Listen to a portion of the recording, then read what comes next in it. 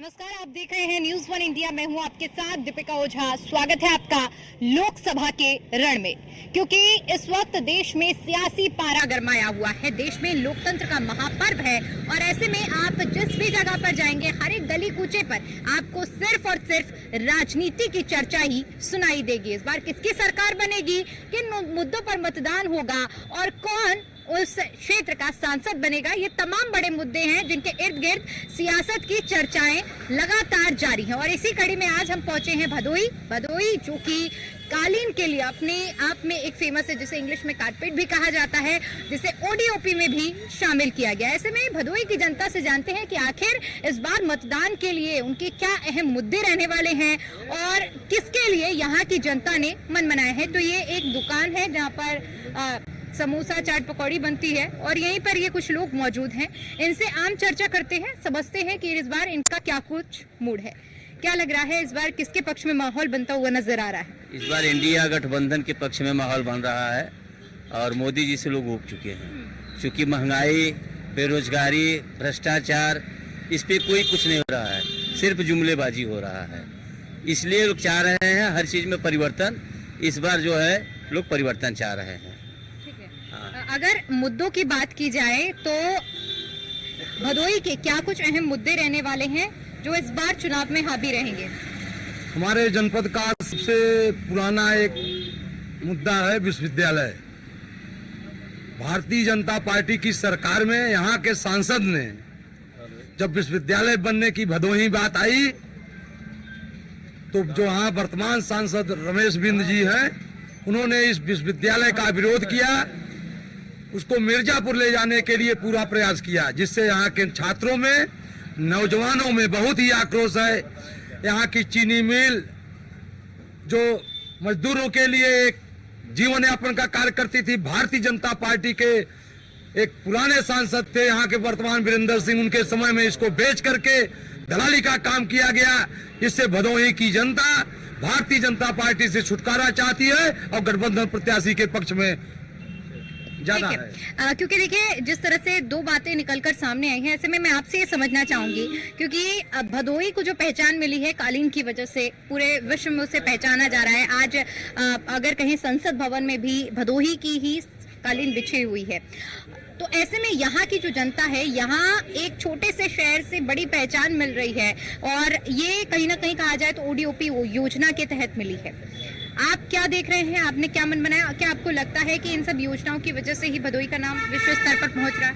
आज भी कालीन का काम बहुत ही कम हो गया है, रोजगार यहाँ पे बहुत कम हो गया है। भ्रष्टाचारी की वजह से यहाँ के सांसद रमेश बिंद जी सांसद थे, उन्होंने कुछ भी विकास नहीं किया।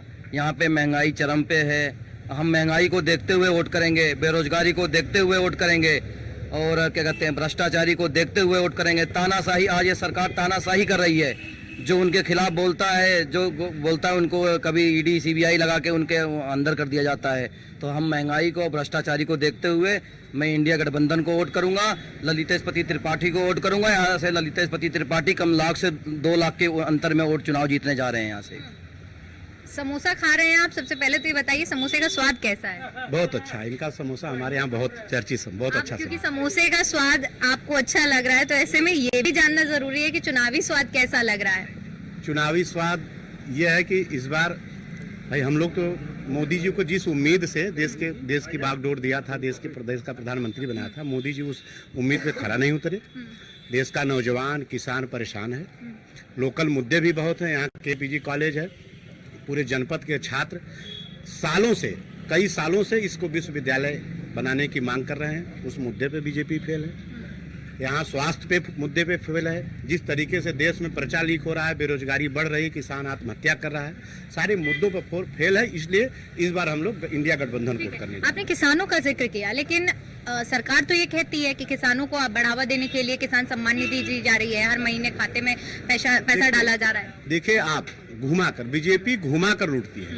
एक तरह आप 2000 तो खाते में डालते हैं, दूसरी तरफ हमारी खाद 40 किलो कर देते हैं। किसानों का आप देखिए, आम किसान जो है वो डाई, यूरिया, तमाम जो भाई खेती के संसाधन से सब महंगे हुए हैं। किसानों को उनका उचित मूल्य नहीं मिल रहा है। इस तमाम मुद्दे पर किसान परेशान है। वो लॉलीपॉप दे रहे हैं, इससे सारे किसान समझ गए हैं मैं 2000 रुपए से, आप बताइए 2000 रुपए से क्या होने वाला। आप मेरी खाद 50 से 40 किलो कर दी। हर भाई किसान के जितने संबंधित समस्या सब, हाँ इन्होंने एक काम किया भाई, जो किसानों का बिजली बिल था पंप का, वो चुनाव के पहले माफ किया है, लेकिन घरेलू बिल किसान तमाम, हर किसान तो बड़ा किसान नहीं है कि उसके पास मशीन है, तमाम ऐसे किसान है, तो घरेलू बिल के बिजली का के बिल क्या हाल है। जिस तरीके से गांव में आपको बता दें, बिजली विभाग वाले पहुंच रहे हैं, ऐसा लग रहा है जैसे आतंकवादी गांव में आया है। 40, 50 की संख्या में पहुंच रहे हैं बगैर अनुमति का। बिजली बिल की बात कर रहे हैं, क्योंकि दिल्ली में भी बिजली के बिल को माफ किया गया है केजरीवाल सरकार की ओर से। एक आम जनता होने के नाते मैं आपसे ये समझना चाहूंगी कि क्या बिजली का बिल माफ कर देना, बसें माफ कर देना जनता के हित में है या नहीं? अरे भाई क्यों नहीं है, आप हमें बताइए। एक आम आदमी 2 से 3 हजार रुपया बिजली बिल दे रहा है, और जिस तरीके से फर्जी बिल आ रहा है, पूरी जनता परेशान है। इनके गांव में जो बिजली बिल के लोग जाते हैं वसूलने के लिए, धड़का धमका के हड़का कर मुकदमे के नाम पे मोटी रकम ले रहे हैं लोगों से। 10,000 20,000 तो आपके ऊपर FIR कर दिया जाएगा। इन सब तमाम मुद्दे से बीजेपी फेल है। क्यों नहीं भाई, अगर दिल्ली में होता है, दिल्ली में हो सकता है, तो यूपी में क्यों नहीं बिजली बिल छूट हो सकता है, पानी बिल छूट हो सकता है। ठीक है, लेकिन इससे कहा तो ये भी जा रहा है ना कि लोगों को फ्री की आदत लग रही है। हाँ, तो फिर राशन तो फ्री बांट रहे हैं ना। एक तरफ आप राशन फ्री बांट कर देश को करेंगे, मैं 80,000 करोड़ को ये राशन दे रहा हूँ। जब राशन आप फ्री बांट कर, आदत तो आप नहीं खराब कर रहे हो, तो फिर बिजली क्यों नहीं फ्री हो सकती? ठीक है, देखिए, क्योंकि बात चाहे कांग्रेस पार्टी की हो या तो बीजेपी की हो, सभी पर इस तरह के बीजेपी पर आरोप लगते हैं कि हिंदू मुस्लिम की राजनीति की जा रही है। कांग्रेस पर है कि कांग्रेस तुष्टीकरण कर रही है मुसलमानों का। आपको क्या लगता है, क्या असल में जो पार्टियां हैं तुष्टीकरण की राजनीति कर रही है, हिंदू मुस्लिम की राजनीति कर रही है? देखिए मैम, पिछले 10 सालों से यहाँ पे जो है बीजेपी की ही सरकार है, बीजेपी के कैंडिडेट जीते थे। तो इससे पहले जो हम लोगों का अहम मुद्दा था विश्वविद्यालय, जैसा कि कई लोगों ने बताया, तो हमें भी यही उम्मीद थी कि हाँ विश्वविद्यालय महाविद्यालय में बनेगा। हमारा यहाँ ज्ञानपुर का एक महाविद्यालय है जो सब प्रदेश का सबसे पुराना महाविद्यालय है। तो हम भी BSc एग्रीकल्चर से करना चाहते थे, लेकिन ये यहाँ पे पर्याप्त सब्जेक्ट न होने की वजह से कहीं और हम लोग जा नहीं पाए। और प्राइवेट कॉलेज में इतना ज़्यादा फीस लगता है कि उसका हम लोग एक किसान के लड़के होने के नाते उतना वहन नहीं कर पाते हैं। तो यही रीज़न था कि हम लोग इससे पहले सांसद जी जो बीरेंद्र सिंह मस्त थे, हमारा पूरा परिवार, पूरा गांव उन्हें वोटिंग किया। फिर एग्रीकल्चर बन के तैयार हुआ हमारे महाविद्यालय में 2017 में। आज 8 साल के बाद भी अभी एग्रीकल्चर पूरी तरह से ओपन नहीं हो पाया पिछले 8 सालों से। हम तो अभी क्या कर रहे हैं, अभी क्या कर रहे हैं? अभी तो यही है कि पिछले 10 सालों में बीजेपी जो है हम लोगों के भरोसे पे खरा नहीं उतर पाई है। तो इस बार हम लोग बीजेपी को ना देख के हम लोग इस बार प्रत्याशी को ही सपोर्ट करने जाएंगे, जो प्रत्याशी हमारे यहाँ मांग पे खरा उतर पाएगा, जो विश्वविद्यालय का अन्य जो हमारे जिले की मांग है उस पर अगर खरा उतर पाएगा, हम लोग उसे आप कह रहे हैं कि आपकी पढ़ाई पूरी नहीं हो पाई क्योंकि यहाँ पर कॉलेज नहीं था, तो फिर आपने 12वीं के बाद क्या किया? मैम, इच्छा थी हम 12वीं के बाद BSc एग्रीकल्चर से करेंगे, लेकिन यहाँ पे BSc एग्रीकल्चर ना होने की वजह से हमें BSc बायो से करना पड़ा। इस टाइम प्रेजेंट में हम MSc कर रहे हैं। उम्मीद थी कि हाँ चलो हम नहीं कर पाए BSc जी, हमारे जिले के उन तमाम जो छात्र अभी हैं जिनको BSc एग्रीकल्चर से करना है या फिर लॉ करना है सरकारी कॉलेज से, वो सब आगे अगर विश्वविद्यालय बन जा रहा है तो वो सब तमाम उन सीटों पे उनकी वैकेंसी बढ़ सकती है। लेकिन यहाँ के जनप्रतिनिधि ऐसे हैं कि हम लोग किसी भी कॉलेज की किसी भी समस्या को लेके जाते हैं, कोई सुनने को तैयार नहीं होता। पिछले 8-10 सालों से हमारी लाइब्रेरी बंद पड़ी है। इसके लिए हम लोग कई बार सांसद जी से मिले होंगे, विधायक जी से मिले होंगे, जो बीजेपी के विधायक, बीजेपी सांसद जी हैं, लेकिन कोई सुनवाई ही नहीं हुई। अच्छा, क्योंकि आप एक युवा हैं और युवा जो होते हैं आगे देश का भविष्य होते हैं, ऐसे में युवाओं के हित में कहते हैं सरकार ने कई सारी योजनाएं बनाई गई हैं। क्या आपको उन योजनाओं का लाभ मिला है या नहीं? मैम, जैसे आप बता रहे हैं कि हाँ युवाओं को कई सारी सरकार की योजनाएं हैं, स्कॉलरशिप के सिवाय अभी ऐसा कौन सा योजना है कि जो बहुत पर्याप्त मात्रा में निकला हो? जो भी पेपर आते हैं, पेपर लीक हो जाते हैं। हम जो लोग तैयारी करके पेपर पास करने की तैयारी में रहते हैं, उनसे पहले ही पेपर लीक हो जाता है। जिनके पास धन का प्रभाव है, धन के प्रभाव में पेपर लीक करके पास हो जाके उनको नौकरी मिल जा रही है। तो पेपर लीक की जो समस्या आप बोल रहे हैं, क्या लगता है कि ये जो पेपर लीक की समस्या है सरकार बदलने से ये हल हो जाएगी या इसमें कुछ और बदलाव करने की जरूरत है? विकल्प तो और कुछ भी नहीं है ना, ये तो सरकार आने के बाद ही पता चल पाएगा कि हाँ ये जो समस्या है दूर होंगी कि नहीं होंगी। अब हम 2-3 बार धोखा खाने के बाद भी अगर हम उसी सरकार को लेके बैठ जाए। ठीक है जी, क्या कह रहे हैं? पेपर लीक भाजपा ही कर रहे हैं, वही पकड़े जा रहे हैं। ऐसा कोई सगा नहीं जिसको भाजपा ने ठगा नहीं, समझे? कोई नहीं बचा है हिंदुस्तान में जिसको उन लोगों ने न ठगा हो। भाई क्यों इनको वोट दे? महिलाएं बेइज्जत हो रही है इसलिए वोट दे। वोटों के कागज कलम पेंसिल पे GST लगा दिए इसलिए इनको वोट दे। बेरोजगारों के ऊपर लाठियां चल रही है इसलिए इनको वोट दे। मणिपुर में देखिए क्या हो रहा है, इसलिए इनको वोट दे। क्यों इनको वोट दे? कोई एक कारण बताए दे कोई कि इनको हम वोट दे। वो कह रहे हैं, आपने महिलाओं का मुद्दा उठाया, वो कह रहे हैं कि हमने 33% आरक्षण देने का काम किया, महिलाओं की भागीदारी बढ़ाई है राजनीति में। ये कांग्रेस तो 50% बोल रही है, वो तो 33% बोल रहे हैं, लेकिन दिए कोई समय सीमा रखे हैं? कोई समय सीमा रखे हैं ये? हाँ, दे रहे हैं, कब देंगे जो कोई नहीं जानता, कब देंगे कि नहीं देंगे वो भी नहीं। तो सब झूठ बोल रहे हैं, खाली खुले मंच से ये सब झूठ बोल रहे हैं। भदोही में मैम विकास के नाम पे कोई उठ ही नहीं दे पाएगा, क्योंकि पिछले 10 सालों में बीजेपी की सरकार रही है, काम यहाँ पे सिर्फ कागजों पे हुआ है। और इस टाइम प्रेजेंट की स्थिति यही है कि जितने भी प्रत्याशी आते हैं, जीतने के बाद उनको दोबारा मौका ही नहीं मिलता, कि इसलिए क्या उनका इतना विरोध होता है कि दोबारा उनसे जो मतदाता है वो पूछ सके कि आपने 5 साल में किया क्या है। इसी वजह से भाजपा किसी और प्रत्याशी को लाके यहाँ पे खड़ी कर देती है और राज के नाम पे वोट मांगती है। कि एक समय था यहाँ इस जिले में, ऐसा कोई गांव नहीं था, ऐसी कोई जात बिरादरी नहीं थी जो गलीचे के काम में न लिप्त हो। तो हर जगह हर गांव में गलीचे का काम होता था। चीनी मिल थी यहाँ, डाइंग प्लांट था यहाँ, डाइंग प्लांट था, कंबल कारखाना था, हड्डी मिल थी, इंदिरा मिल थी, सब बेच है। क्या वजह है कि क्यों बंद किया गया? सब घाटे में दिखा करके बेच दिए सब। सोचिए हजारों लोगों को रोजगार था, 4-4, 5-5 जो है यहाँ सरकारी कारखाने थे, इस समय एक भी नहीं चल रहा। सब क्या लग रहा है इस बार किन मुद्दों पर मतदान होगा और भदोही की जनता किन मुद्दों पर मतदान करेगी? इस सरकार में मुद्दों की बात करना तो बेमानी है, क्योंकि इन्होंने 3 मुद्दा आते ही उठाया। 10 साल से हैं सरकार में।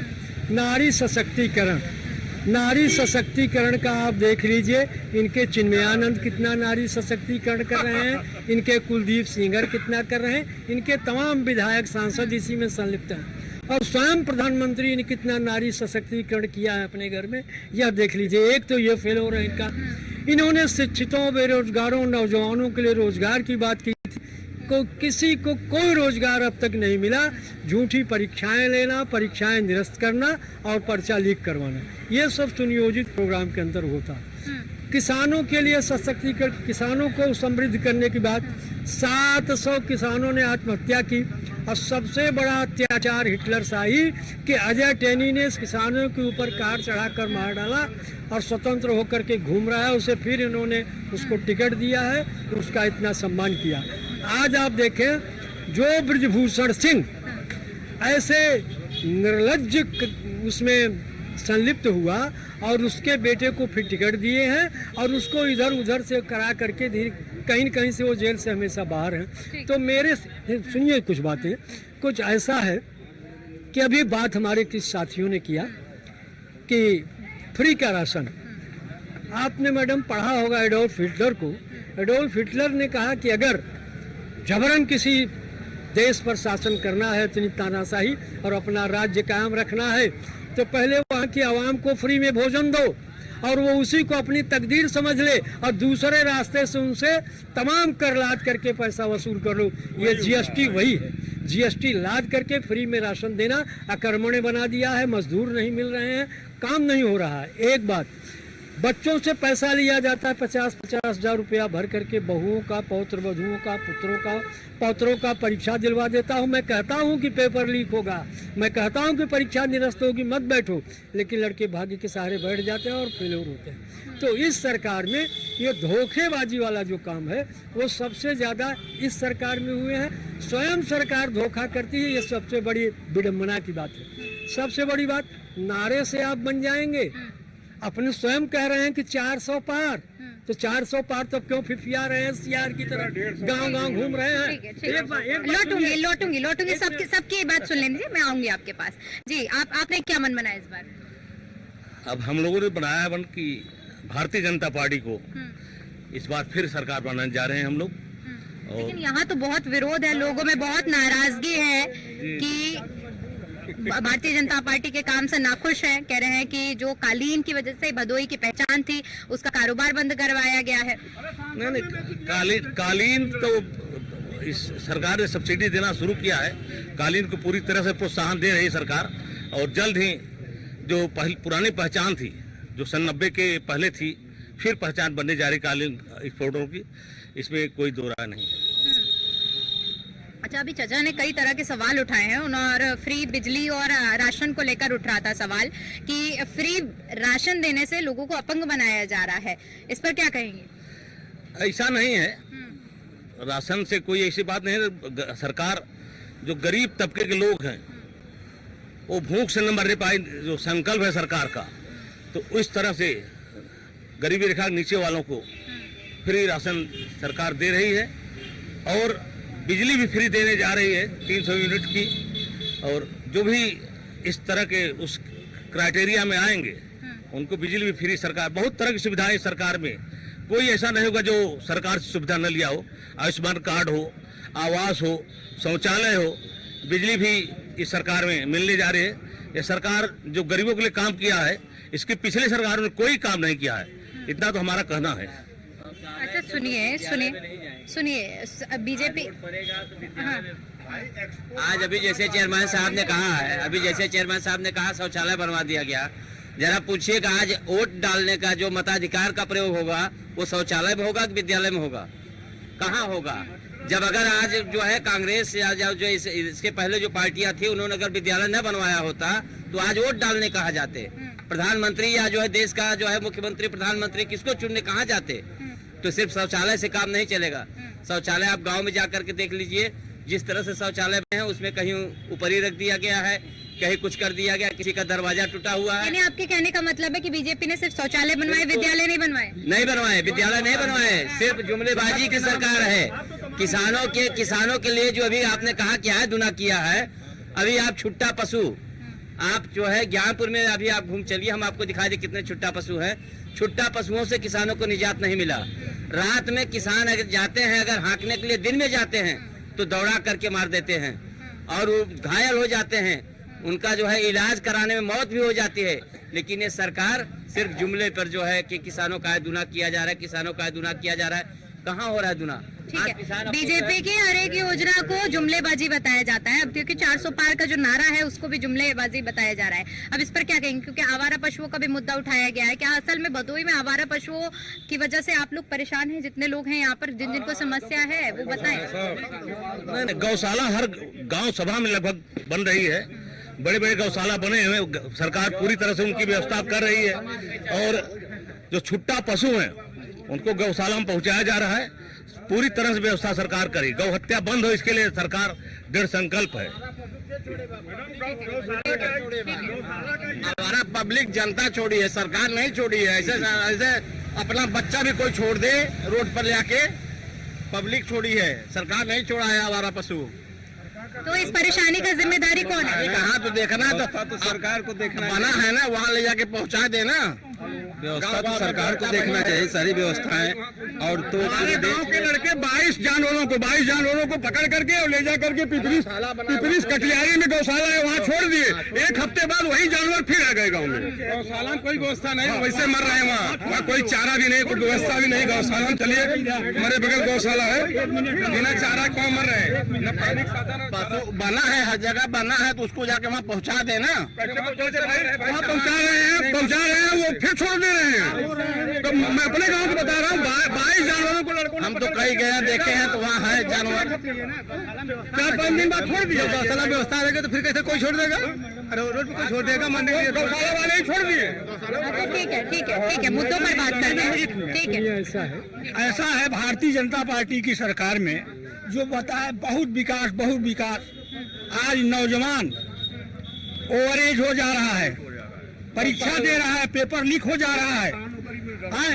कोई जितनी भी समस्या खड़ी हो गई है कि नौजवान आत्महत्या करने को 22 साल रिटायर कर दे रहे हैं। मोदी जी 73 साल तो मौका चाहिए। और फिर 4 साल हो गए, आने वाले समय में पुलिस वाले भी 3 साल के हो जाएंगे। ऐसा है मैडम, जो अभी आपने कहा कि गौशाला, मैं जिस गांव का मैं रहने वाला हूँ, पहले वहाँ मैंने, हमारी पत्नी ने और हमने गांव का प्रतिनिधित्व भी किया है, प्रधान भी रहे हैं। आज जो एक भी गौशाला पहले तो बने नहीं है, ऐसे मड़ई कटोरी रख करके, बना भी है तो प्रधान के दरवाजे पर।